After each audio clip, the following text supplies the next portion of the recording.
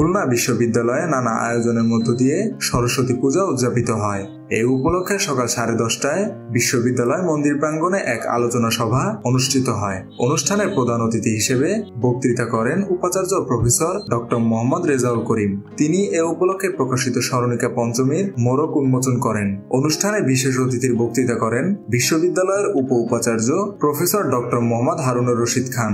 বাণী অর্চনা উদযাপন কমিটির সভাপতি প্রফেসর ডক্টর উত্তম কুমার মজুমদারের সভাপতিত্বে অনুষ্ঠানে আরো বক্তৃতা করেন স্থাপত্য ডিসিপ্লিনের সহযোগী অধ্যাপক গৌরী শঙ্কর রায় ও সিএসসি ডিসিপ্লিনের শিক্ষার্থী সোহাগ চন্দ্র। স্বাগত বক্তৃতা করেন উপপরিচালক দীপঙ্কর কুমার সাহা।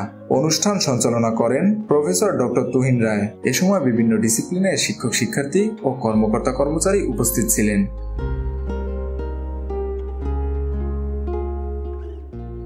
মেহেদী হাসান বাপ্পি, খুলনা গেজেট।